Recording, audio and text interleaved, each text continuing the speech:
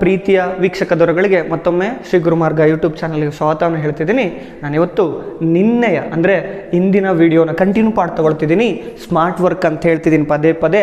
Smart work for 10 students ಮತ್ತು 9th standard ಮಕ್ಕಳಿಗೆ ಯಾವುದನ್ನು ಇಂಪಾರ್ಟೆಂಟ್ ಅಂತಕ್ಕಂಥ ಹೇಳ್ತಕ್ಕಂಥ ವಿಡಿಯೋದ ಕಂಟಿನ್ಯೂ ಪಾರ್ಟು ಇಲ್ಲಿ ನೋಡ್ತಿರ್ಬೋದು. ಎಸ್ಟರ್ಡೇ ಅಂದರೆ ನಾನು ಇಂದಿನ ಕ್ಲಾಸಲ್ಲಿ ಫಿಸಿಕ್ಸ್ ಬಗ್ಗೆ ಮಾತಾಡಿದ್ವಿ. ಸ್ಪೆಷಲಿ 27 ಮಾರ್ಕ್ಸ್ಗೆ 27 ಮಾರ್ಕ್ಸ್ ಬಗ್ಗೆ ಮಾತಾಡ್ತಾ ಹೋಗಿದ್ವಿ. ಎಲ್ಲೆಲ್ಲಿ ಕೇಳ್ತಾನೆ, ಏನೇನು important, what is important for 27 marks, specially how do things are working, ಸುತ್ತಮುತ್ತಲಿನ ವಸ್ತುಗಳು ಹೇಗೆ ಕೆಲಸ ಮಾಡ್ತಾವೆ ಅನ್ನೋದ್ರ ಮೇಲೆ 2 ಚಾಪ್ಟರ್ ಇದ್ದು. ಎಲೆಕ್ಟ್ರಿಸಿಟಿ ಮತ್ತು ಎಲೆಕ್ಟ್ರೋಮ್ಯಾಗ್ನೆಟಿಕ್ ಇಂಡಕ್ಷನ್ ಎಫೆಕ್ಟ್ಸ್ ಅಂದರೆ ವಿದ್ಯುತ್ ಪ್ರವಾಹದ ಕಾಂತೀಯ ಪರಿಣಾಮಗಳು, ವಿದ್ಯುತ್ ಶಕ್ತಿ, ಅವೆಲ್ಲರ ಮೇಲೆ ನಾವು ಇಂಪಾರ್ಟೆಂಟ್ ಏನೇನು, ಸ್ಮಾರ್ಟ್ ವರ್ಕ್ ಯಾವ ಥರ ಮಾಡ್ಬೇಕು ಅನ್ನೋದನ್ನು ನೋಡ್ತಾ ಬಂದಿದ್ವಿ. ಅಂದರೆ ವೇಟೇಜ್ ಎಲ್ಲಿ ಜಾಸ್ತಿ ಇದೆ, ಏನನ್ನು ಸ್ಟಡಿ ಮಾಡೋಕ್ಕೂ ಈಗ 10th ಇರೋ ಮಕ್ಕಳು, ಮುಂದೆ 9th ಸ್ಟ್ಯಾಂಡರ್ಡಿಂದ 10th ಸ್ಟ್ಯಾಂಡರ್ಡಿಗೆ ಬರೋ ಮಕ್ಕಳು ಏನನ್ನು ಚೆನ್ನಾಗಿ ಪ್ರಿಪ್ರೇಷನ್ ಮಾಡ್ಬೇಕಂತ ಹೇಳಿದ್ವಿ. ಇವತ್ತು ಅದಾದಮೇಲೆ ನ್ಯಾಚುರಲ್ ಫೆನಮೆನ, ಲೈಟು ಮತ್ತು ಹ್ಯೂಮನ್ ಹ್ಯಾಂಡ್ ಕಲರ್ಫುಲ್ ವರ್ಲ್ಡ್ ಮೇಲೆ ಮಾತಾಡಿದ್ವಿ. ಈಗ ಮುಂದೆ ಹೋಗ್ತಿದ್ದೀನಿ ಕೆಮಿಸ್ಟ್ರಿ. ಅಂದರೆ ನಿಮ್ಮ ಆ್ಯನ್ಯುವಲಲ್ಲಿ ಕೆಮಿಸ್ಟ್ರಿ ತೊಗೊಳ್ಳೋದೇ 25 ಮಾರ್ಕ್ಸ್. ಅಂದರೆ ನೀವು ಆ್ಯನ್ಯುವಲ್ ಒಳಗಡೆ ಕೆಮಿಸ್ಟ್ರಿಗೆ ಇರ್ತಕ್ಕಂಥ ವೇಟೇಜ್ 25 ಮಾರ್ಕ್ಸ್. ಆದರೆ ಲೈಫಿಗೆ ಭಾಳ ಇಂಪಾರ್ಟೆಂಟ್. ಆದರೆ ನಾವು ನಿನ್ನೆ ಹೇಳ್ದಂಗೆ ನಾವು ಎಷ್ಟೇ ಹಾರ್ಡ್ ವರ್ಕ್ ಮಾಡಿದರೂ ಸೊಸೈಟಿ ಏನು ಕೇಳುತ್ತಪ್ಪ ಅಂತಂದರೆ, ದಟ್ ಮೀನ್ಸ್ ನಾವು ಎಷ್ಟಾದರೂ ಹಾರ್ಡ್ ವರ್ಕ್ ಮಾಡಲಿ, what the society thinking, what is your marks in exams and you grab any government job. ಅಂದರೆ ನಾವು ಯಾವ್ದಾದ್ರು ಒಂದು ನೌಕರಿ ತೊಗೊಂಡ್ರೆ ಮಾತ್ರ ನಮ್ಮನ್ನು ಉತ್ತಮ, ಚೆನ್ನಾಗಿ ಓದ್ಕೊಂಡಿದ್ದಾನೆ ಅಂತಾರೆ, ಅಥವಾ ಒಂದು ಒಳ್ಳೆ ಮಾರ್ಕ್ಸ್ ತೊಗೊಂಡ್ರೆ ಮಾತ್ರ ಓದ್ಕೊಂಡಿದ್ದಾನೆ ಅಂತಾರೆ. ಹಾಗಾಗಿ ಒಳ್ಳೆ ಮಾರ್ಕ್ಸ್ ತೊಗೊಳ್ಳಿಕ್ಕೆ ಏನೇನು ಇಂಪಾರ್ಟೆಂಟ್ ಅಂತ ನೋಡ್ತಾ ಹೋಗ್ತಿದ್ದೀನಿ. ಈಗ ನಾನು ಮುಂದೆ ಮೂವ್ ಆನ್ ಆಗ್ತಿದ್ದೀನಿ ಕೆಮಿಸ್ಟ್ರಿ ಮೇಲೆ. ಕೆಮಿಸ್ಟ್ರಿ 25 ಮಾರ್ಕ್ಸಿಗೆ ಕೇಳ್ತಾನೆ. ಅನ್ಡೌಟೆಡ್ಲಿ ಕೆಮಿಸ್ಟ್ರಿ 4 ಚಾಪ್ಟರ್ ಇದ್ದಾವೆ. 4 ಚಾಪ್ಟರ್ ಇರೋದು ಅಂದರೆ ನಿಮಗೆ ಗೊತ್ತಿರಲಿ, ಕೆಮಿಸ್ಟ್ರಿ ಇರ್ತಕ್ಕಂಥದ್ದೇ 4 ಚಾಪ್ಟ್ರು. ಇಲ್ಲಿ ನೋಡ್ತಿರ್ಬೋದು ನೀವು chemical reactions and their equations. Chemical reactions and their equations ಇದು ನಾನು ಆಗಲೇ ಹೇಳ್ದಂಗೆ ಓಲ್ಡರ್ ವೀಡಿಯೋಸಲ್ಲಿ ಸಣ್ಣ chapter, means small chapter, but your chemistry it need most important. ಈ ಚಾಪ್ಟರ್ ಅನಲೈಸಿಸ್ ಆದರೆ ಮುಂದಿನ ಚಾಪ್ಟರ್ ಅಂಡರ್ಸ್ಟ್ಯಾಂಡ್ ಆಗ್ತವೆ ಅಂತ ಹೇಳಿದ್ದೆ. Chemical reactions and their equations. ಈ ಚಾಪ್ಟ್ರಲ್ಲಿ ಇಂಪಾರ್ಟೆಂಟ್ ನೋಡೋದಾದರೆ ಫಸ್ಟ್ ಬ್ಯಾಲೆನ್ಸಿಂಗ್ ದ ಇಕ್ವೇಷನ್ಸ್. ಅಂದರೆ ಫಸ್ಟ್ ನಿಮಗೆ ಬ್ಯಾಲೆನ್ಸ್ ಮಾಡೋದು ಬರ್ಬೇಕು. ಯಾಕಂದರೆ ಯಾವುದೇ ಕ್ವಶನ್ಸ್ ಪೇಪರ್ ನೋಡಲಿ, ಬ್ಯಾಲೆನ್ಸ್ ಮಾಡೋ ಈಕ್ವೇಷನ್ಸ್ ಒಂದು ಕನ್ಫರ್ಮ್ ಕೇಳಿರ್ತಾನೆ. 2 ಮಾರ್ಕ್ಸಿಗೆ 3 ಮಾರ್ಕ್ಸಿಗೆ, ನೀವು ಸ್ಟೇಟ್ ಲೆವೆಲ್ ಇರಲಿ, ಡಿಸ್ಟ್ರಿಕ್ಟ್ ಲೆವೆಲ್ ಇರಲಿ, ನಿಮ್ಮ ಸ್ಕೂಲ್ ಲೆವೆಲ್ಗಳಲ್ಲೇ ಇರಲಿ, ಅಥವಾ ಆ್ಯನ್ಯುವಲ್ ಪೇಪರ್ಸ್ ಯಾವ್ದಾದ್ರು ತೆಗೆದು ನೋಡಿರಿ, 1 ಅಥವಾ 2 ಕನ್ಫರ್ಮ್, 2 ಅಂತೂ ಇದ್ದೇ ಇರ್ತವೆ. 1 ಮಾರ್ಕ್ಸಿಗಂತೂ ಕೇಳ್ತಾನೆ. ಬ್ಯಾಲೆನ್ಸ್ ದ ಕೆಮಿಕಲ್ ಇಕ್ವೇಷನ್ಸ್ ಮಾಡಿ ಸ್ಟೂಡೆಂಟ್ಸ್. ಇಲ್ಲಿ 1 ಮಾರ್ಕ್ಸಿಂದ ಒಂದು ಕ್ವಶನ್ ಕನ್ಫರ್ಮ್ ಬರುತ್ತೆ, 2 ಮಾರ್ಕ್ಸಿಂದ ಅಥವಾ 3 ಮಾರ್ಕ್ಸಿಂದ ಒಂದು ಕನ್ಫರ್ಮ್ ಬರುತ್ತೆ. ತಲೆಗಿಟ್ಕೊಳ್ರಿ, ಇದು 4ರಿಂದ ಪ್ರತಿ ಸರ್ತಿ 4ರಿಂದ 5 ಮಾರ್ಕ್ಸು. ಈ ಸರ್ತಿ ರಿಡ್ಯೂಸ್ ಆಗಿರೋದ್ರಿಂದ ಇದು 4ರಿಂದ 6 ಮಾರ್ಕ್ಸಿನ ಚಾಪ್ಟ್ರು. ಸಣ್ಣ ಚಾಪ್ಟ್ರು, ಆದರೆ ಪದೇ ಹೇಳ್ತಿದ್ದೀನಿ, 1 ಮಾರ್ಕ್ಸಿನ ಕೇಳ್ತಕ್ಕಂಥ ಚಾನ್ಸಸ್ಸು, ಪ್ಲಸ್ 3 ಮಾರ್ಕ್ಸಿಂದ ಅಥವಾ 2 ಮಾರ್ಕ್ಸಿನ ಕೇಳ್ತಕ್ಕಂಥ ಚಾನ್ಸಸ್ ಐತೆ. ನೋಡ್ಕೊಳ್ರಿ, ಬ್ಯಾಲೆನ್ಸ್ ದ ಇಕ್ವೇಷನ್ಸ್. ಬ್ಯಾಲೆನ್ಸ್ ಮಾಡೋದು ಕೇಳ್ತಾನೆ. ಟೈಪ್ಸ್ ಆಫ್ ಇಕ್ವೇಷನ್ಸ್ 4 ಇದಾವೆ ಕಣ್ರಿ. ಪ್ರಮುಖವಾಗಿ ಮೇನ್ಲಿ 4 ಇದ್ದಾವೆ. ಒಂದು ಡಿಕಂಪೋಸಿಷನ್ ರಿಯಾಕ್ಷನ್ನು, ಮತ್ತು displacement reaction, double displacement reaction, combination reaction. ಅಂದರೆ ಸಂಯೋಗ ಕ್ರಿಯೆ, ವಿಭಜನೆ ಕ್ರಿಯೆ, ಸ್ಥಾನಪಲ್ಲಟ ಕ್ರಿಯೆ, ದ್ವಿಸ್ಥಾನಪಲ್ಲಟ ಕ್ರಿಯೆ ಅಂತ 4 ಇದ್ದಾವೆ. 4ಕ್ಕೂ ಡೆಫಿನೇಷನ್ಸು, ಒಂದೊಂದು ಇಕ್ವೇಷನ್ಸ್ ರೆಡಿ ಮಾಡ್ಕೊಂಬಿಟ್ರೆ ನೀವು ಬಹುತೇಕವಾಗಿ 4ರಲ್ಲಿ ಒಂದು ಕೇಳ್ತಾನೆ. ಮತ್ತು ನೀವು ಕೇಳಿರ್ಬೋದು ಡಿಕಂಪೋಸಿಷನ್ ಅಂತಂದರೆ, ಅಂದರೆ ನಾನು ಆಗಲೇ ಹೇಳ್ದಂಗೆ ಸ್ಥಾನಪಲ್ಲಟ ಕ್ರಿಯೆ ಮತ್ತು ವಿಭಜನಾ ಕ್ರಿಯೆ, ಇವುಗಳಲ್ಲಿ ಒಂದೊಂದು 2 ಸಬ್ ಡಿವಿಷನ್ಸ್ ಅಂದರೆ ಸಬ್ ಟೈಪ್ಸ್ ಬರ್ತವೆ. ಅವನೊಂದಿಷ್ಟು ನೋಡ್ಕೊಂಡ್ರೆ ಅನ್ಡೌಟೆಡ್ಲಿ ನೀವು ಕೂಡ ಒಂದು 2 ಮಾರ್ಕ್ಸ್ಗೆ ಪ್ರಿಪೇರ್ ಆಗ್ತೀರಿ. ಇಲ್ಲೊಂದು 2 4 ಮಾರ್ಕ್ಸಿಗೆ ಪ್ರಿಪೇರ್ ಆಗಿಬಿಡ್ತೀರಿ. ಆಮೇಲೆ ಕೊರೋಸಿನ್ ಮತ್ತು ರ್ಯಾನ್ಸಿಡಿಟಿ, ಕಮಟುವಿಕೆ ಮತ್ತು ಸಂಸ್ಕರಣ ಅಂತ ಕರಿತೀವಿ.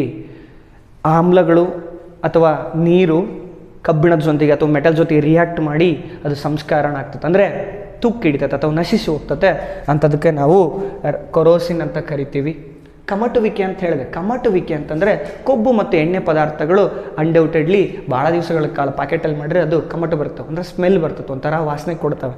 ಆ ವಾಸನೆಯನ್ನು ನಾವು ಕಮಟುವಿಕೆ ಅಂತ ಕರಿತೀವಿ. ಅಂದರೆ rancidity, they are become and change their smell ಅಂದರೆ ಆಕ್ಸಿಡೈಸ್ ಆಗ್ತವೆ, ಆಕ್ಸಿಜನ್ ಜೊತೆಗೆ ರಿಯಾಕ್ಟ್ ಆಗಿ. ಫಾರ್ ಎಕ್ಸಾಂಪಲ್, ಯಾವುದೋ ಆಯಿಲ್ ಜೊತೆಗೆ ಯಾವುದೋ ಒಂದು ಮೀನ್ಸ್ ಕುಕ್ ಮಾಡಿ ಅಂತ ಇಟ್ಕೊಳ್ರಿ. ಫಾರ್ ಎಕ್ಸಾಂಪಲ್ ಚಿಪ್ಸ್ ಇರಲಿ, ಯಾವುದಾದ್ರೂ ಎಣ್ಣೆಯಲ್ಲಿ ಕರೆದಂಥ ಐಟಮ್ಸನ್ನು ಪ್ಯಾಕ್ ಮಾಡಿ ಇಟ್ಟಿವಂದರೆ ಅವು ಆಕ್ಸಿಜನ್ ಜೊತೆ ರಿಯಾಕ್ಟ್ ಆಗಿ they slowly become and change is smell and taste. That is called rancidity ಅಂತ ಕರಿತೀವಿ. ರ್ಯಾನ್ಸಿಡಿಟಿ ಅಂದರೆ ಸಂಸ್ಕರಣ ಮತ್ತು ಕಮಟುವಿಕೆ ಅಂತ ಹೇಳ್ತೀವಿ. ಅಂದರೆ ಕಮಟುವಿಕೆ ಅಂತಂದರೆ ನೆನಪಿರಲಿ, ಯಾವುದಾದ್ರು ಎಣ್ಣೆಯಲ್ಲಿ ಕರೆದಂತಹ ಪದಾರ್ಥಗಳು, ಅಂದರೆ ಫಾರ್ ಎಕ್ಸಾಂಪಲ್ ಚಿಪ್ಸ್ ಇರ್ಬೋದು, ಯಾವುದಾದ್ರು ಪಕೋಡಗಳಿರ್ಬೋದು, ಅಥವಾ ಇಂಥವನ್ನ ಸ್ವಲ್ಪ ದಿವಸಗಳ ಕಾಲ ಹಂಗೆ ಮುಚ್ಚಿಟ್ಬಿಟ್ರೆ ಅವ್ನು ನಿಧಾನಕ್ಕೆ ಏನಾಗ್ತವೆ ಅಂದರೆ ಕಮಟು ಬಂದಿರ್ತವೆ. That means we have cooking with the help of oil, slowly the chips or any other things slowly become and react with oxygen and change their taste and smell. ಅಂದರೆ ನಿಧಾನಕ್ಕೆ ಅವುಗಳ ವಾಸನೆ ಮತ್ತು ರುಚಿ ಕೆಡ್ತಾ ಹೋಗ್ತದೆ. ಅಂಥವಕ್ಕೆ ನಾವು ಕಮಟುವಿಕೆ ಅಥವಾ ರ್ಯಾನ್ಸಿಡಿಟಿ ಅಂತ ಕರಿತೀವಿ. ಅದನ್ನ ಹೆಂಗೆ ಪ್ರಿವೆನ್ಷನ್ ಮಾಡ್ತೀವಿ ಅಂದರೆ ನೈಟ್ರೋಜನ್ ಗ್ಯಾಸನ್ನು ಫಿಲ್ ಮಾಡ್ತೀವಿ, ಅಂದರೆ ಸಾರಜನಕವನ್ನು ಚಿಪ್ಸ್ ಪ್ಯಾಕೆಟ್ಗಳಲ್ಲಿ ಫಿಲ್ ಮಾಡ್ತೀವಿ. ನೀವು ನೋಡಿರ್ಬೋದು ಬಿಂಗೋ ಪ್ಯಾಕೆಟ್ ಅವುಗಳೆಲ್ಲ ಭಾಳ ಗ್ಯಾಸ್ ಇರ್ತದೆ, ಅದು ಬೇರೆ ಗ್ಯಾಸ್ ಅಲ್ಲ, ನೈಟ್ರೋಜನ್ ಗ್ಯಾಸ್. ಆ ಥರ ಸ್ವಲ್ಪ ಅಪ್ಲೈಡ್ ಇಲ್ಲಿ ಕೇಳತಕ್ಕಂಥ ಚಾನ್ಸಸ್ ಐತೆ. ಮತ್ತು ಕೊರೋಸಿನ್ ಅಂದರೆ ಸಂಸ್ಕಾರಣ, ತುಕ್ಕು ಹಿಡಿತಕ್ಕಂಥದ್ದು ಕರಿತೀವಿ, ನಶಿಸುವಿಕೆ ಅಂತ ಕರಿತೀವಿ. ಪ್ರಿವೆನ್ಷನ್ ಆಫ್ ಕೊರೋಸಿನ್ನು ಮೆಟಲ್ಸ್ ಆ್ಯಂಡ್ ನಾನ್ ಮೆಟಲ್ಸಲ್ಲಿ ಬರ್ತದೆ, ಆದರೆ ಇಲ್ಲಿ ಇರ್ತದೆ. ಪದೇ ಪದೇ ಹೇಳ್ತಿದ್ದೀನಿ, ಇಷ್ಟೇ ಇಂಪಾರ್ಟೆಂಟು. ಚೆನ್ನಾಗಿ ಓದ್ಕೊಳ್ರಿ ಅಂತ ಹೇಳ್ತೀನಿ, ಸ್ಮಾರ್ಟ್ ವರ್ಕ್ ಮಾಡಿರಿ.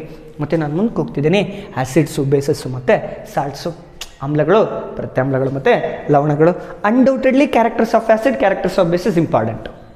ಭಾಳ ಇಂಪಾರ್ಟೆಂಟ್ ಅಂತಲ್ಲ, ಅನ್ಡೌಟೆಡ್ಲಿ, ಅದು ಭಾಳ ಅಂತ ಅಲ್ಲಿ ಹೇಳಿಕ್ಕಾಗಲ್ಲ, ಇಂಪಾರ್ಟೆಂಟ್ ಅಂತ ಅಂದರೆ ನಿಮಗೆ ಗೊತ್ತಿರಲೇಬೇಕಾದ ವಿಷಯ ಅದು. ಜೀವನಕ್ಕೂ ಅಷ್ಟೇ ಬೇಕು, ಆದರೆ ಸ್ಮಾರ್ಟ್ ವರ್ಕ್ ಮಾಡೋಕ್ಕಂತ ಅದು ಇರಲೇಬೇಕು. ಯಾಕೆ ಇರಲೇಬೇಕಂತಂದರೆ ಪದೇ ಪದೇ ಹೇಳ್ತಕ್ಕಂಥದ್ದು ಏನಂದರೆ ಕ್ಯಾರೆಕ್ಟರ್ಸ್ ಆಫ್ ಆ್ಯಸಿಡ್ ಬೇಸ್ ಗೊತ್ತಿರ್ತಕ್ಕಂತಿದ್ರೆ ಪ್ರತಿ ಸರ್ತಿನೂ ಎಲ್ಲಾದರೂ ಅಪ್ಲೈಡ್ ಕ್ವಶನ್ಸ್ಗೆ ಹೆಲ್ಪ್ ಆಗುತ್ತೆ. ಇಲ್ಲ ಅಂತಂದರೆ ಡೈರೆಕ್ಟ್ ಕ್ಯಾರೆಕ್ಟರ್ಸ್ ಕೇಳಿದ್ರೆ ಹೆಲ್ಪ್ ಆಗುತ್ತೆ. ಅನ್ಡೌಟೆಡ್ಲಿ pH ಸ್ಕೇಲ್ ಏನಾಗಿರ್ತದೆ, 0 to 6.9 ಅಂದರೆ ಏನು, 7.1 to 14 ಅಂದರೆ ಏನು, pH ಸ್ಕೇಲ್ ಎಷ್ಟಿದ್ರೆ ನಾವು ಆ್ಯಸಿಡ್ ಅಂತೀವಿ, ಎಷ್ಟಿದ್ರೆ ಬೇಸ್ ಅಂತ ನಿಮಗೆ ಆಲ್ರೆಡಿ 10th ಓದ್ತಿರೋ ಮಕ್ಕಳಿಗೆ ಗೊತ್ತಿದೆ. 9th ಸ್ಟ್ಯಾಂಡರ್ಡ್ ಮಕ್ಕಳು ಚೆನ್ನಾಗಿ ಫೋಕಸ್ ಮಾಡಿರಿ. 0 to 6.9 ಇದ್ರೆ ಆ್ಯಸಿಡ್ ಅಂತ ಕರಿತೀವಿ, 7.1 to 14 ಇದ್ರೆ ಬೇಸ್ ಅಂತ ಕರಿತೀವಿ. ಮತ್ತು ಬ್ಲೂ ಲಿಟ್ಮಸ್ ಪೇಪರ್ನ ರೆಡ್ ಕನ್ವರ್ಟ್ ಮಾಡಿದರೆ ಆ್ಯಸಿಡ್ ಅಂತ ಕರಿತೀವಿ, ರೆಡ್ ಟು ಬ್ಲೂ ಮಾಡಿದರೆ ಅದನ್ನು ಬೇಸ್ ಅಂತ ಕರಿತೀವಿ. ಸಾರ್ ನೇಚರು, ಬಿಟ್ಟರ್ ನೇಚರು ಅಂದರೆ ಹುಳಿ ರುಚಿ ಹೊಂದಿರತಕ್ಕಂಥದ್ದು ಆಮ್ಲ ಅಂತ ಕರಿತೀವಿ, ಕಹಿ ರುಚಿ ಹೊಂದಿದ್ರೆ ಪ್ರತ್ಯಾಮ್ಲ ಅಂತ ಕರಿತೀವಿ. ಭಾಳ ಇಂಪಾರ್ಟೆಂಟ್ ಇದು. ಅದಾದಮೇಲೆ ಆ್ಯಸಿಡ್ ರಿಯಾಕ್ಟ್ ವಿತ್ ಮೆಟಲ್ಸ್, ಅದು ಒಂದು ಕ್ವಾಡ್ರಾಟಿಕ್ ಇಕ್ವೇಷನ್ಸ್ ಬರ್ತದೆ. ಇಲ್ಲಿ ಬ್ಯಾಲೆನ್ಸ್ ಮಾಡೋದು ಕಲ್ತಿದ್ದಂದರೆ ಇಲ್ಲಿ ಬಹುತೇಕ ಇದು ಈಸಿ ಆಗ್ತದೆ. ಹಾಗಾಗಿ ಸ್ಮಾರ್ಟ್ ವರ್ಕಿಗೆ ಇದು ಅನುಕೂಲ ಆಗುತ್ತೆ, ನೋಡ್ಕೊಳ್ರಿ ಅಂತ ಹೇಳ್ತೀನಿ. ಮತ್ತು pH ಸ್ಕೇಲು ಮತ್ತು pH ಸ್ಕೇಲಿನ ಎವ್ರಿಡೇ ಲೈಫ್, ಇದು ಅಪ್ಲೈಡ್ ಕೇಳ್ತಕ್ಕಂಥ ಚಾನ್ಸಸ್. pH ಸ್ಕೇಲನ್ನು ನೀವು ಅಬ್ಸರ್ವ್ ಮಾಡಿರಿ, OH ಅಯಾನ್ಸ್ ಜಾಸ್ತಿ ಆದರೆ ಬೇಸು, H+ ಅಯಾನ್ಸ್ ಜಾಸ್ತಿ ಆದರೆ ಆ್ಯಸಿಡ್. ಅದ್ರ ಮೇಲೆ ಎವ್ರಿಡೇ ಲೈಫಲ್ಲಿ ಅಂತ ಬರ್ತದೆ. ಟೂತ್ ಡೆಕೆ, ಹಲ್ಲು ಹಳದಿ ಆಗ್ತಕ್ಕಂಥದ್ದು ಇರ್ಬೋದು, ಮತ್ತು ಹೊಲಗಳಿಗೆ ಫರ್ಟಿಲೈಸರ್ ಗೊಬ್ಬರಗಳು ಹಾಕುವಂಥ ವಿಧಾನ ಇರ್ಬೋದು, ಅವೆಲ್ಲ ಜಾಗದಲ್ಲೂ pH ಸ್ಕೇಲ್ ಬರ್ತದೆ. ಮತ್ತು ಸಾಲ್ಟ್ ಫ್ಯಾಮಿಲಿ ಅಂತ ಕರಿತೀವಿ, ಲವಣ ಕುಟುಂಬ ಅಂತ ಕರಿತೀವಿ. ಪ್ಲಾಸ್ಟರ್ ಆಫ್ ಪ್ಯಾರಿಸ್ ಐತೆ, ವಾಷಿಂಗ್ ಸೋಡಾ ಐತೆ, ಬೇಕಿಂಗ್ ಸೋಡಾ ಐತೆ, ಅಂದರೆ ಚಿಲ್ವೆ ಪುಡಿ ಅಂತ ಕರಿತೀವಿ, ಅದಿದೆ. Washing soda, baking soda, plaster of Paris, gypsum, ಮತ್ತು ಸೋಡಿಯಂ ಕ್ಲೋರೈಡ್ ಅಂದರೆ ಉಪ್ಪು, ಸಾಮಾನ್ಯ ಉಪ್ಪು, ಪ್ಲಾಸ್ಟರ್ ಆಫ್ ಪ್ಯಾರಿಸು, ಮತ್ತು ಜಿಪ್ಸಮ್ಮು, ಮತ್ತು ವಾಷಿಂಗ್ ಸೋಡಾ, ಬೇಕಿಂಗ್ ಸೋಡಾ, ಇಲ್ಲೆಲ್ಲ ಬರ್ತವೆ. ನೆನಪಿಟ್ಕೊಳ್ರಿ, ಇಲ್ಲಿ ಪದೇ ಪದೇ ಹೇಳ್ತಿದ್ದೀನಿ. ಇಲ್ಲಿ ಕೇಳೋದು ಕೆಮಿಕಲ್ ಫಾರ್ಮುಲಾ ಕೇಳ್ತಾನೆ, ಇಲ್ಲ ಯೂಸಸ್ ಕೇಳ್ತಾನೆ. ನಮ್ಮ ಹುಡುಗರು ಅದನ್ನೆಲ್ಲ ಪ್ರಿಪ್ರೇಷನ್ಸ್ ಎಲ್ಲ ಜೋರಾಗಿ ಓದ್ತಿರ್ತಾರೆ, ಅದು ನೆಸೆಸಿಟಿನೇ ಇಲ್ಲ. ನೆಸೆಸಿಟಿ ಇರೋದೇನು, ಕೆಮಿಕಲ್ ಫಾರ್ಮುಲಾ ಕೇಳ್ತಾನೆ, ಇಲ್ಲ ಯೂಸಸ್ ಕೇಳ್ತಾನೆ. ಸ್ಪೆಷಲಿ ಈಗ 10th ಇರೋ ಮಕ್ಕಳು ಫೋಕಸ್ ಮಾಡೋಕ್ಕಾಗಿರೋದು ಏನಂದರೆ ಸಾಲ್ಟ್ ಫ್ಯಾಮಿಲಿ ಮೇಲೆ ಕೆಮಿಕಲ್ ಫಾರ್ಮುಲಾ ನೋಡ್ಕೊಳ್ರಿ, ಯೂಸಸ್ ನೋಡ್ಕೊಳ್ರಿ. ನೀವೆಲ್ಲೇ ನೋಡ್ಕೊಂಬರ್ರಿ, ಕೇಳಿರೋದು ಏನು ಕೇಳಿರ್ತಾನೆ. If what he asking in all papers, he asking very clear, he only asking chemical formula or uses. ಯಾವಾಗಲೂ ಒಂದು ಸರ್ತಿ ಇಕ್ವೇಷನ್ಸ್ ಕೇಳಿರ್ತಾನೆ, ಆದರೆ ಬಹುತೇಕವಾಗಿ 95% is asking very clear, only is asking chemical formula and uses. So please focus on acids and bases. I will move to the, ಅಂದರೆ ನಾನೀಗ ಮುಂದಕ್ಕೆ ಹೋಗ್ತಿದ್ದೀನಿ, ಲೋಹಗಳು ಮತ್ತು ಅಲೋಹಗಳು, metals and non metals. Metals and non metals ಅಂದರೆ ಲೋಹಗಳು ಮತ್ತು ಅಲೋಹಗಳು ಚಾಪ್ಟರು. ಇಲ್ಲಿ ನೋಡ್ರಿ, physical characters of metals and non metals. That means physical characters of metals and non metals ಅಂದರೆ ಲೋಹಗಳ ಭೌತ ಗುಣಗಳು, ಅಲೋಹಗಳ ಭೌತ ಗುಣಗಳು. ಅದರಲ್ಲಿ 10th ಓದ್ತಿರೋ ಮಕ್ಕಳಿಗೆ ಆಲ್ರೆಡಿ ಗೊತ್ತೈತೆ. ಶಾಬ್ದನ ಹೊಂದಿವೆ, ಕುಟ್ಯತೆ ಹೊಂದಿವೆ, ತನ್ಯತೆ ಹೊಂದಿವೆ, ಮೆಲಿಯಾಬಿಲಿಟಿ, ಡಕ್ಟಿಲಿಟಿ, ಸೊನಾರಸ್, ಮೆಟಾಲಿಕ್ ಕ್ಲಸ್ಟರ್ ಅಂದರೆ ಹೊಳೆಯುವ ಮೇಲ್ಮೈ ಹೊಂದಿದ್ದಾವೆ. ಅವು ಭಾಳ ಇಂಪಾರ್ಟೆಂಟು. ಸ್ಪೆಷಲಿ ನೆಕ್ಸ್ಟ್ ಬರ್ತಕ್ಕಂಥ ಮಕ್ಕಳು 9th ಬರ್ತಕ್ಕಂಥ ಇದನ್ನು ಫೋಕಸ್ ಮಾಡಿರಿ. ಅದ್ಮೇಲೆ ಮೆಟಲ್ ರಿಯಾಕ್ಟ್ ವಿತ್ ಆ್ಯಸಿಡ್ಸ್. ಸಿಲೆಬಸ್ಸಲ್ಲಿ metal react with oxygen, metal react with waters ಅಂತ ಭಾಳ ಇದ್ದಾವೆ. ಆದರೆ ಆ್ಯನ್ಯುವಲ್ ಪೇಪರ್ಗಳು ನೋಡ್ಕೊಂತ ಹೋದರೆ ಆ್ಯಸಿಡ್ಸ್ ಮೇಲೆ ವೇಟೇಜ್ ಜಾಸ್ತಿ ಇದೆ, ವಾಟರ್ ಮೇಲೆ ಇದೆ. ಆದರೆ ಭಾಳ ಪೇಪರ್ಸ್ ಸ್ಟಡೀಸ್ ಮಾಡಿದ್ಮೇಲೆ ನೋಡಿರ್ತಕ್ಕಂಥದ್ದು ಆ್ಯಸಿಡ್ಸ್ ಮೇಲೆ ಜಾಸ್ತಿ ಇರ್ತಕ್ಕಂಥದ್ದು. ಆ್ಯಸಿಡ್ಸ್ ಮೇಲೆ ಫೋಕಸ್ ಮಾಡಿರಿ. Next characters of ionic compounds. Please I will be repeat again and again. Metal ಮೇಲೆ ಇಲ್ಲಿ ಎಷ್ಟು ವೇಟೇಜ್ ಆಯಿತೋ ಅಯಾನಿಕ್ ಕಾಂಪೌಂಡ್ಸ್ ಮೇಲೆ ಅಷ್ಟೇ ವೇಟೇಜ್ ಐತೆ. ದಯಮಾಡಿ ಇದನ್ನು ಕಾನ್ಸಂಟ್ರೇಷನ್ ಮಾಡಿರಿ. ಕ್ಯಾರೆಕ್ಟರ್ಸ್ ಆಫ್ ಅಯಾನಿಕ್ ಕಾಂಪೌಂಡ್ಸ್ ಅಂತ ಕರಿತೀವಿ. ಅಂದರೆ ಅಯಾನಿಕ ಸಂಯುಕ್ತಗಳ ಭೌತ ಗುಣಗಳು ಅಥವಾ ಗುಣಗಳಂತ ಕೇಳ್ತಾನೆ. ಭಾಳ ಇಂಪಾರ್ಟೆಂಟ್. ಇಲ್ಲಿ ಎಷ್ಟು ಇಂಪಾರ್ಟೆಂಟ್ ಕೊಡ್ತಿರೋ ಇಲ್ಲಿ ಅಷ್ಟೇ ಕೊಡ್ರಿ. ಅದಾದಮೇಲೆ formation of NaCl and MgCl2. ಬಹುತೇಕವಾಗಿ 2 ಅಥವಾ 3 ಮಾರ್ಕ್ಸಿಗೆ ಪ್ರತಿ 2 ಇಯರ್ಸ್ ಒಂದು ಸರ್ತಿ ಅಥವಾ ಪ್ರಿಪ್ರೇಟ್ರಿ ಕೇಳಿದರೆ ಆ್ಯನ್ಯುವಲಾಗಿ ಕೇಳಿರಲ್ಲ, ಆ್ಯನ್ಯುವಲ್ ಒಳಗೆ ಕೇಳಿದ್ರೆ ಪ್ರಿಪ್ರೇಟ್ರಿ ಕೇಳಿರಲ್ಲ. ನಾನೊಂದು 2 to 3 ಇಯರ್ಸ್ ಪೇಪರ್ ಅನಲೈಸಿಸ್ ಮಾಡಿದಾಗ ಗೊತ್ತಾಗಿರ್ದೇನೆಂದರೆ 1 ಸರ್ತಿ ಅಥವಾ 2 ಸರ್ತಿ ನಿಮ್ಮ 3 ಸರ್ತಿ ಪೇಪರ್ ಬರಿತೀರಿ ಗೊತ್ತಿರ್ಬೋದು. ಅಂದರೆ ಎಲ್ಲರೂ ಬರೆಯಲ್ಲ, ಬಟ್ ಸುಮ್ಮನೆ ಹೇಳ್ತಿದ್ದೀನಿ. ಕೆಲವೊಬ್ರು ಫಸ್ಟ್ ಅಟೆಂಪ್ಟೇ ಕ್ಲಿಯರ್ ಆಗಿರ್ತಾರೆ, ಕೆಲವೊಬ್ರಿಗೆ ಸ್ಯಾಟಿಸ್ಫೈ ಆಗದೆ ಇನ್ನೊಂದು ಟೈಮ್ ಬರೀತಾರೆ, ಅಥವಾ ಕೆಲವೊಬ್ರು ಫೇಲ್ ಆಗಿ ಇನ್ನೊಂದು ಟೈಮ್ ಬರೀತಾರೆ. ಅವ್ರು ನೋಡ್ತಾ ಹೋದರೆ 2ನೇ ಪೇಪರ್ ಸಿಗ್ತತೆ, ಮತ್ತು 3ನೇ ಪೇಪರ್ ಸಿಗ್ತದೆ. ಆ 3 ಪೇಪರಿಗೆ ಎಲ್ಲಾದರೂ ಒಂದು ಟೈಮು ಫಾರ್ಮೇಷನ್ ಆಫ್ NaCl ಅಥವಾ MgCl2 ಕನ್ಫರ್ಮ್ ಕೇಳಿರ್ತಾನೆ. ದಯಮಾಡಿ ಸ್ಮಾರ್ಟ್ ವರ್ಕ್ ಮಾಡಿರಿ ಅಂತ ಯಾಕೆ ಕೇಳ್ತಿದ್ದೀನಿ ಅಂದರೆ ಈಸಿಯಾಗಿ ತೊಗೊಳ್ತಕ್ಕಂಥ ಮಾರ್ಕ್ಸ್. ಅಂದರೆ ಏನು ಪ್ರಾಪರಾಗಿ ಇಷ್ಟೊಂದು ಸ್ಟಡಿ ಮಾಡ್ಕೊಂಬಿಟ್ರೆ ಸಾಕಪ್ಪ, ಆರಾಮಾಗಿ ನಾವು 80ಗೆ ಅಂದರೆ we easy to crack like 80 out of 60 ಅಂದರೆ 60 ಅಬೌವ್ ಈಸಿಯಾಗಿ ಹೆಂಗೆ ತೊಗೋಬೇಕಂದ್ರೆ ಈ ಥರ ತೊಗೊಳ್ತಕ್ಕಂಥ ಚಾನ್ಸಸ್. 60, 80 ನೀವು 60 ತೊಗೊಂಡಿದ್ರೆ ಅನ್ಡೌಟೆಡ್ಲಿ ನಿಮ್ಮ ಟೀಚರ್ಸ್ ಎಲ್ಲ 19 ಅಥವಾ 20 ಕೊಟ್ಟಿರ್ತಾರೆ. ಆ್ಯಡ್ ಆನ್ ಆದರೆ 80 ಅಥವಾ 85 ಈಸಿಯಾಗಿ ರೀಚ್ ಆಗ್ಬೋದು. ಅಂದರೆ ಸ್ಮಾರ್ಟ್ ವರ್ಕ್ ಮೆಥಡ್ಸ್ ಇವೆಲ್ಲ. ಇದ್ರ ಜೊತೆಗೆ ಒಂದು ಸ್ವಲ್ಪ ಎಕ್ಸ್ಟ್ರಾ ವರ್ಕ್ ಆಗಿಬಿಟ್ರೆ ಅನ್ಡೌಟೆಡ್ಲಿ ನೀವು 90+ ರೀಚ್ ಆಗಿಬಿಡ್ತೀರಿ. I will be repeat here.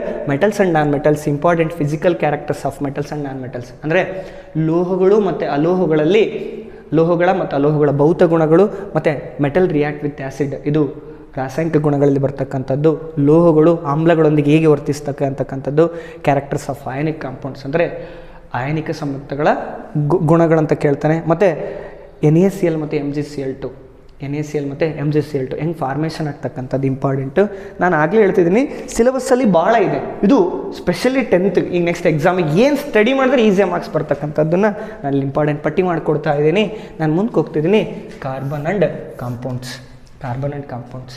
ಇಲ್ಲಿ ಸ್ಪೆಷಲಿ ನಿಮಗೆ ಗೊತ್ತಿರಲಿ ಆಕ್ಸಿಜನ್ ಬಾಂಡು, ನೈಟ್ರೋಜನ್ ಬಾಂಡು ಮತ್ತು ಹೈಡ್ರೋಜನ್ ಬಾಂಡು.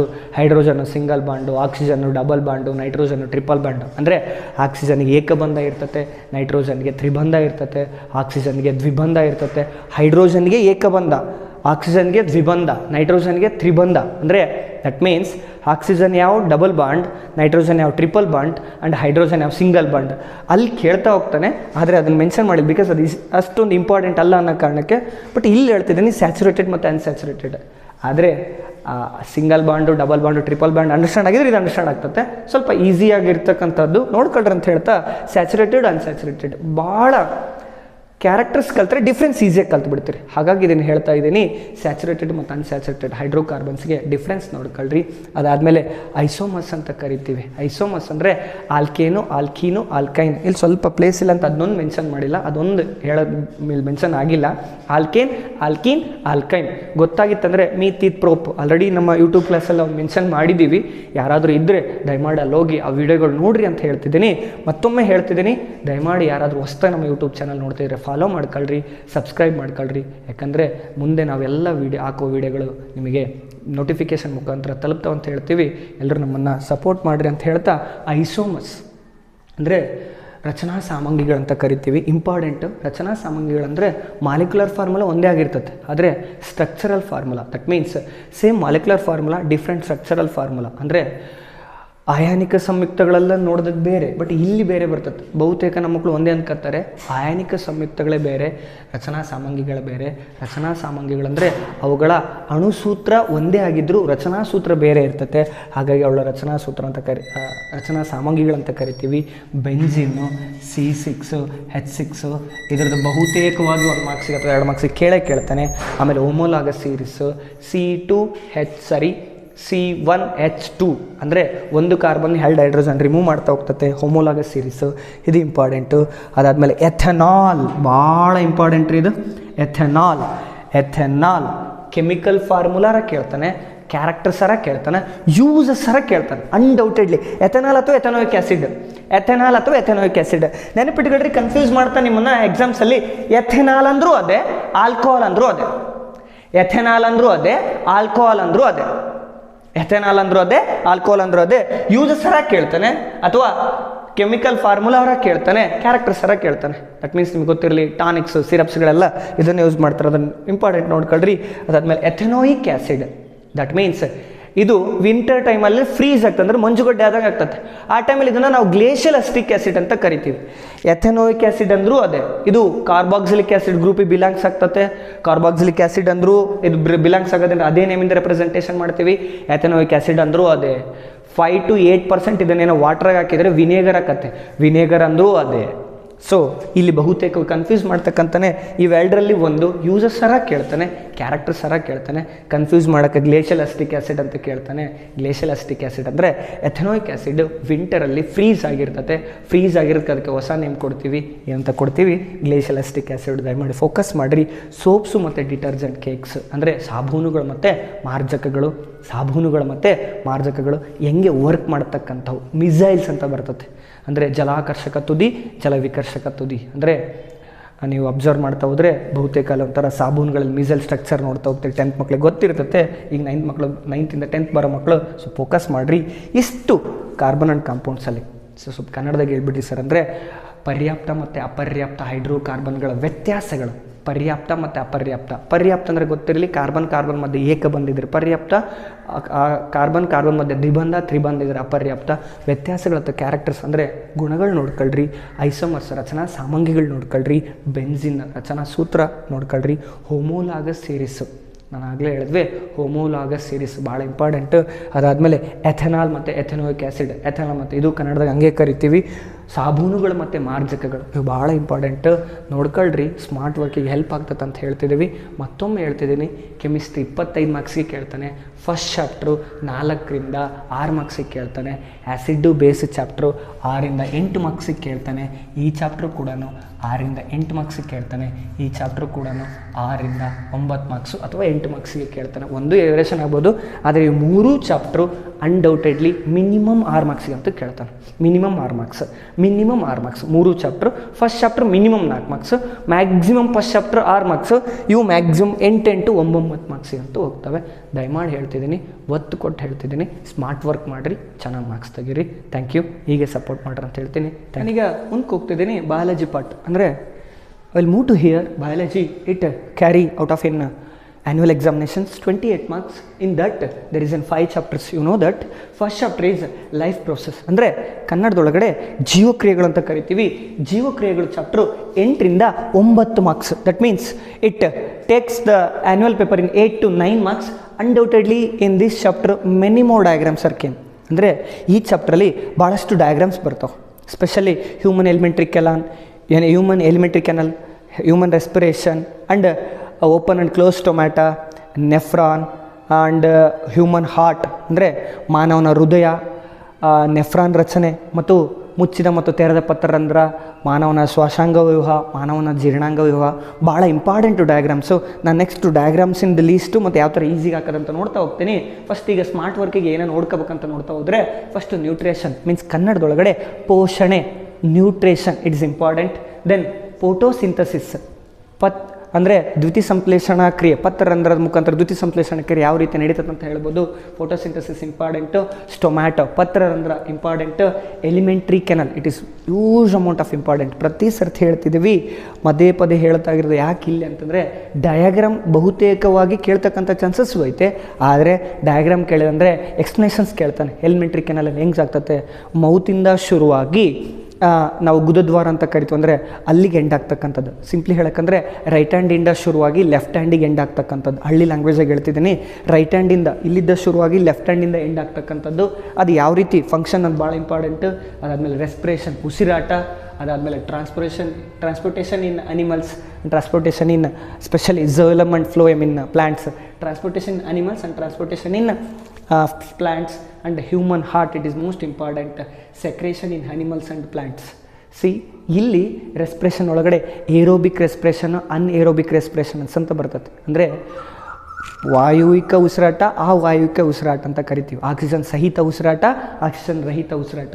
ಅದಾದಮೇಲೆ ಟ್ರಾನ್ಸ್ಪೋರ್ಟೇಷನ್ ಇನ್ ಅನಿಮಲ್ಸ್ ಒಳಗಡೆ ಹಿಮ್ಮಡಿ ಪರಿಚಲನೆ ಅಂತ ಕರಿತೀವಿ, ಡಬಲ್ ಸರ್ಕ್ಯುಲೇಷನ್ಸ್ ಅಂತ ಕರಿತೀವಿ. ಅದು ಭಾಳ ಇಂಪಾರ್ಟೆಂಟು. ಈ ಚಾಪ್ಟ್ರು ಇಷ್ಟು ವೇಟೇಜ್ ಕೊಟ್ಟರೆ ಸಾಕು. ನೆನ್ಪಿಟ್ಕೊಳ್ರಿ, 8ರಿಂದ 9 ಮಾರ್ಕ್ಸು. ಅನ್ಡೌಟ್ಲಿ ಇಲ್ಲಿ 4ರಿಂದ 5 ಮಾರ್ಕ್ಸು ಬಹುತೇಕ ಡಯಾಗ್ರಾಮ್ಸೇ ಬರ್ತವೆ. ಇನ್ನು 3ರಿಂದ 4 ಮಾರ್ಕ್ಸು ಥಿಯರಿ ಬರ್ತವೆ. ಚೆನ್ನಾಗಿ ಫೋಕಸ್ ಮಾಡಿರಿ ಅಂತ ಹೇಳ್ತಾ ನಾನು ಮುಂದಕ್ಕೆ ಹೋಗ್ತಿದ್ದೀನಿ. I will move to the next chapter, control and coordination. ನಿಯಂತ್ರಣ ಮತ್ತು ಸಹಭಾಗಿತ್ವ. See it is neuron and central nerve system, reflex arc and tropism, plants hormones and glands. See and I should not write in that brain is also there. Brain ಒಂದು ಭಾಳ important.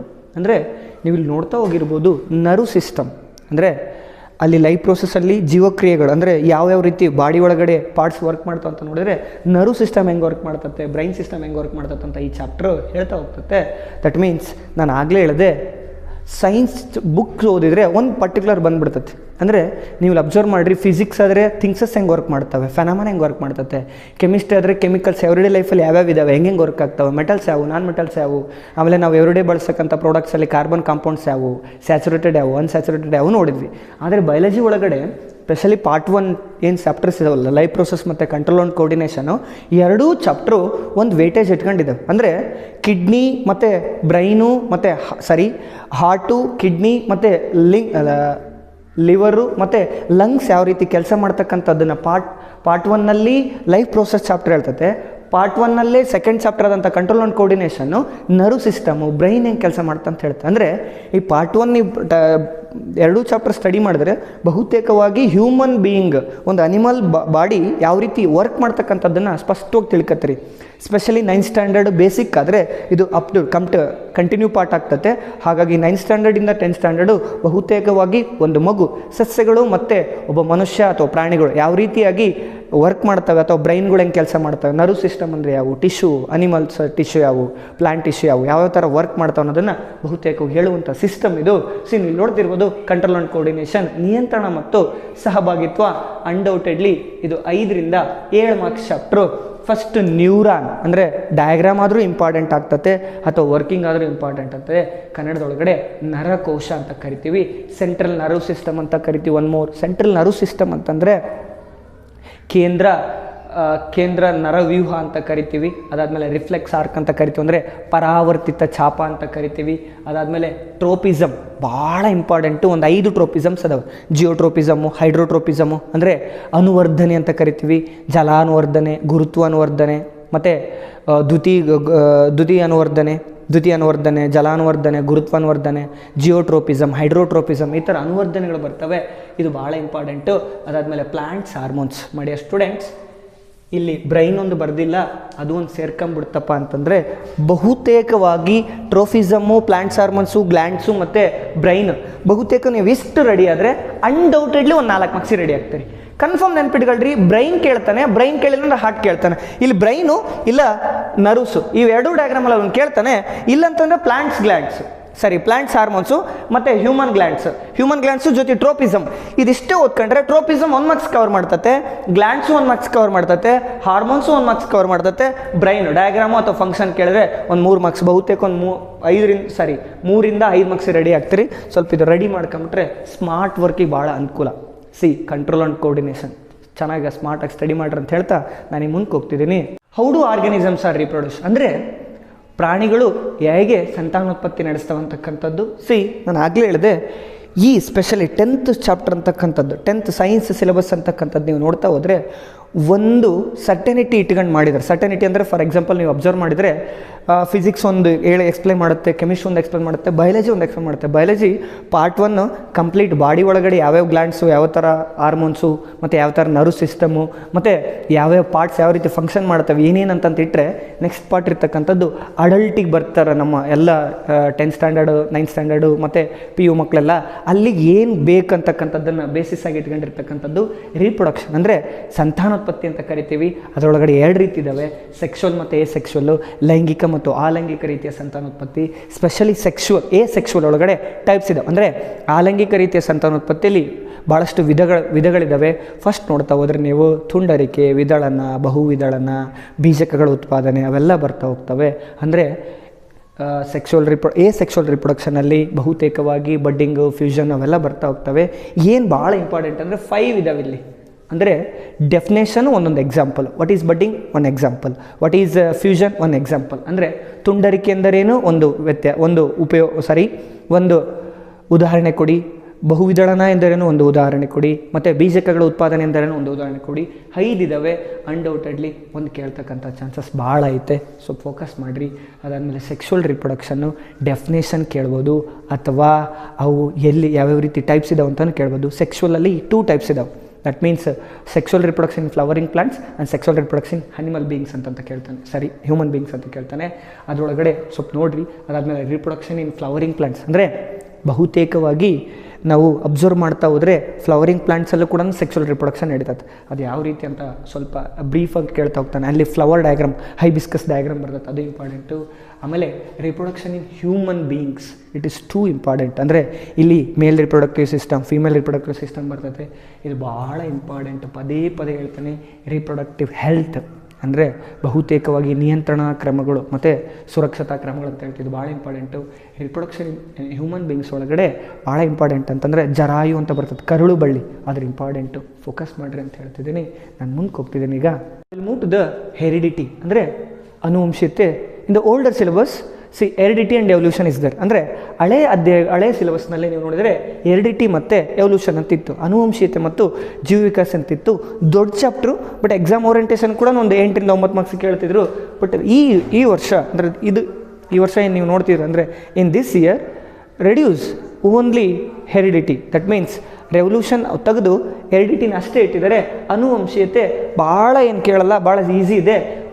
P plant. ಯಾಕೆ sir P plant ಮಾಡ್ತಾರೆ ಅಂದರೆ ಭಾಳ ಸರ್ತಿ ಕೇಳ್ತಕ್ಕಂಥದ್ದು Gregor Mendel ಅಂತ ಕರಿತೀವಿ. John ಮೆಂಡಲಿಯು ನಿಮಗೆ ಗೊತ್ತಿದ್ದಾನೆ, ಪೀರಿಯಾಡಿಕ್ ಟೇಬಲಲ್ಲಿ ಬರ್ತಕ್ಕಂಥ ಒಬ್ಬ ಸೈಂಟಿಸ್ಟ್ ನೇಮು ಗ್ರೆಗರ್ ಮೆಂಡಲ್ ಅಂತ ಕರಿತೀವಿ. ಅಂದರೆ ಫಾದರ್ ಆಫ್ ಹೆರಿಡಿಟಿ, ಅದೇ ತಳಿಶಾಸ್ತ್ರದ ಪಿತಾಮಹ ಅಂತ ಕರಿತೀವಿ.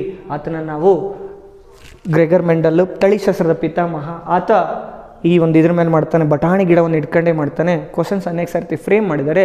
ಗ್ರೆಗರ್ ಮೆಂಡಲ್ ಅವರು why Gregor Mendel choose for is experiment pea plant ಅಂತ ಕೇಳ್ತಾರೆ. ಅಂದರೆ ಗ್ರೆಗರ್ ಮೆಂಡಲ್ ಅವರು ಬಟಾಣಿ ಗಿಡವನ್ನೇ ಯಾಕೆ ಚೂಸ್ ಮಾಡಿದ್ರು ಅಂತ ಕೇಳ್ತಾನೆ. ಭಾಳ ಇಂಪಾರ್ಟೆಂಟ್. ಒಂದು 5 ಪಾಯಿಂಟ್ ಬರ್ತಾನೆ ನೋಡ್ಕೊಳ್ರಿ. ಅದಾದಮೇಲೆ F2 generation, F1 generation. F2 ಮತ್ತು F1 ಜನ್ರೇಷನ್ ಮೇಲೆ ಚೆಕ್ಕರ್ ಬೋರ್ಡ್ ಬರೆಯೋದು ಭಾಳ ಈಸಿ ಐತೆ. ನೀವು ಟೀ ಪ್ಲ್ಯಾಂಟು, ಟಾಲ್ ಪ್ಲ್ಯಾಂಟು ಮತ್ತು ಶಾರ್ಟ್ ಪ್ಲ್ಯಾಂಟ್ ಮೇಲೆ ಹಿಡ್ಕೊಂಡು ಚೆಕ್ಕರ್ ಬೋರ್ಡ್ ಬರೋದು ಭಾಳ ಈಸಿ ಐತೆ. ಅದು ನೋಡ್ಕೊಂಡ್ರೆ ನೀವು ಇಷ್ಟೇ ನೋಡ್ಕೊಂಡ್ರೆ ಒಂದು 3 ಮಾರ್ಕ್ಸ್ಗೆ ಅಂತೂ ಕನ್ಫರ್ಮ್ ರೆಡಿ ಆಗ್ತೀರಿ. ಅಂಡರ್ಸ್ಟ್ಯಾಂಡ್ ಮಾಡ್ಕೊಳ್ರಿ. ಪ್ರತಿ ವರ್ಷ ಕ್ವಶನ್ ಪೇಪರ್ ತೆಗೆದು ನೋಡ್ರಿ. F1 ಮತ್ತು F2 ಜನ್ರೇಷನ್ ಮೇಲೆ ಕನ್ಫರ್ಮ್ ಕ್ವಶನ್ ಇರ್ತದೆ. ಚೆಕ್ಕರ್ ಬೋರ್ಡ್ ಕೇಳ್ತಾನೆ. ದಯಮಾಡಿ ವೇಟೇಜ್ ಕೊಡ್ರಿ ಇಲ್ಲಿ ಅಂತ ಹೇಳ್ತಾ. ಮತ್ತು ಸೆಕ್ಸ್ ಡಿಟರ್ಮಿನೇಷನ್ 1 ಮಾರ್ಕ್ಸಿಗೆ ಕೇಳ್ತಕ್ಕಂಥ ಚಾನ್ಸಸ್ ಐತೆ. ನಿಮ್ಗೆ ಆಲ್ರೆಡಿ ಗೊತ್ತಿದೆ 23 ಪೇರ್ಸ್ ಆಫ್ ಕ್ರೋಮೋಸೋಮ್ ಇರ್ತಾವೆ. ಅಂದರೆ 23 ಜೊತೆ ವರ್ಣತಂತುಗಳು ಇರ್ತಾವೆ. ಅದರೊಳಗಡೆ 22 ಕಾಮನ್ ಇರ್ತವೆ, 22 ಎಲ್ರಿಗೂ ಕಾಮನ್ ಇರ್ತವೆ. ಅಂದರೆ ತಂದೆ ಮತ್ತು ತಾಯಿಗೆ ಕಾಮನ್ ಇರ್ತವೆ. ಆದರೆ ಇನ್ನೊಂದು ಐತಲ್ಲ, ಅದು ಸೆಕ್ಸ್ ಡಿಟರ್ಮಿನೇಷನ್ ಮಾಡ್ತದೆ. XX ಆದರೆ ಫೀಮೇಲು, XY ಆದರೆ ಮೇಲು. ಅದು ಯಾವ ರೀತಿಯಾಗಿ ಫೀಮೇಲು ಮತ್ತು ಮೇಲ್ ಹಿಡ್ಕೊಂಡು ಸೆಕ್ಸ್ ಡಿಟರ್ಮಿನೇಷನ್ ಆಗ್ತಕ್ಕಂಥದ್ದು 1 ಮಾರ್ಕ್ಸಿಗೆ ಬಹುತೇಕವಾಗಿ ಕೇಳ್ತಾನೆ.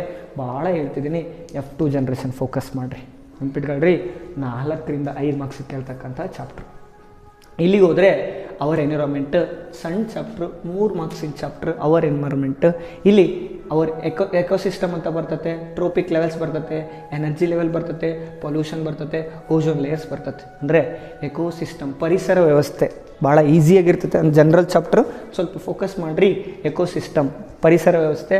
ಅದಾದಮೇಲೆ ಟ್ರೋಪಿಕ್ ಲೆವೆಲ್ಸ್ ಅಂದರೆ ಪೋಷಣಾ ಸ್ತರಗಳು ಯಾವ ರೀತಿಯಾಗಿ ಹೋಗ್ತಿದೆ ಅಂತ ಇಲ್ಲಿ 10% ನಿಯಮ ಅದು ಬರ್ತದೆ. ಅದಾದಮೇಲೆ ಎನರ್ಜಿ ಲೆವೆಲ್ಸ್ ಅಂದರೆ ಶಕ್ತಿ ಹಂತಗಳು ಅಥವಾ ಶಕ್ತಿಯ ಮಜಲುಗಳು ಅಂತ ಕರಿತೀವಿ. ಅದು ಪೊಲ್ಯೂಷನ್ ಅಂದರೆ ಮಾಲಿನ್ಯ ಅಂತ ಕರಿತೀವಿ. ವಾಯು ಮಾಲಿನ್ಯ, ಜಲಮಾಲಿನ್ಯ, ತ್ಯಾಜ್ಯಗಳ ವಿಲೇವಾರಿ ಬರ್ತದೆ, ಅದನ್ನು ನೋಡ್ಕೋಬೇಕು. Ozone layer, that means ozone ಸಂರಕ್ಷಣೆ ಮತ್ತು ಯಾವ ರೀತಿಯಾಗಿ ಓಝೋನ್ ಫಾರ್ಮೇಷನ್ ಆಗ್ತಕ್ಕಂಥದ್ದು ಹೇಳ್ತಾ ಹೋಗ್ತದೆ. ಪದೇ ಹೇಳ್ತಿದ್ದೀನಿ. ಬಯಾಲಜಿ 28 ಮಾರ್ಕ್ಸ್ಗೆ ಭಾಳ ಬರ್ತದೆ. ಫೋಕಸ್ ಮಾಡಿರಿ. Specially life process, control and coordination ಮತ್ತು how do organisms are reproduce, 3 ಚಾಪ್ಟರ್ನಲ್ಲಿ ಭಾಳ ವೇಟೇಜ್ ಕೊಡ್ರಿ. ಯಾಕಂದರೆ ಇವೆರಡೂ ಚಾಪ್ಟರ್ ಕಡಿಮೆ ಕೇಳ್ತಾನೆ. ಅದರಲ್ಲಿ F2 ಜನ್ರೇಷನ್ ಮೇಲೆ ಚೆನ್ನಾಗಿ ಫೋಕಸ್ ಮಾಡಿರಿ ಅಂತ ಹೇಳ್ತಾ ನಾನು ಇವತ್ತು ಇಲ್ಲಿ ತನಕ ಈ ವಿಡಿಯೋದಲ್ಲಿ ಬಹುತೇಕವಾಗಿ ನಾನು ಸ್ಮಾರ್ಟ್ ವರ್ಕಿಗೆ ಏನೇನು ಸ್ಟಡಿ ಮಾಡೋಕ್ಕಂತ ಹೇಳಿದ್ದೀನಿ. ನಾನು ನೆಕ್ಸ್ಟ್ ವೀಡಿಯೋನೇ ಡಯಾಗ್ರಾಮ್ಸ್ ಮೇಲೆ ಹೋಗ್ತೀನಿ. ಡಯಾಗ್ರಾಮ್ಸ್ ಆದಮೇಲೆ ಡಿಫ್ರೆನ್ಸ್ಗೆ ಹೋಗ್ತೀನಿ. ಡಿಫ್ರೆನ್ಸ್ ಆದಮೇಲೆ ಎಕ್ಸಾಮ್ ಯಾವ ರೀತಿ ಈಸಿಯಾಗಿ ಬರೆಯೋದಂತ ಹೇಳಿ ನನ್ನ ಯೂಟ್ಯೂಬ್ ಕ್ಲಾಸ್ಗಳಲ್ಲಿ ಸೈನ್ಸ್ನ ತೊಗೊಂಡೋಗ್ತಾನೆ ಅಂತ ಹೇಳ್ತಾ, ಎಲ್ಲರೂ ದಯಮಾಡಿ ನಮ್ಮ ಯೂಟ್ಯೂಬ್ ಚಾನಲ್ಗೆ ಸಪೋರ್ಟ್ ಮಾಡಿರಿ, ಸಬ್ಸ್ಕ್ರೈಬ್ ಮಾಡ್ಕೊಳ್ರಿ ಅಂತ ಹೇಳ್ತೀನಿ. Thank you.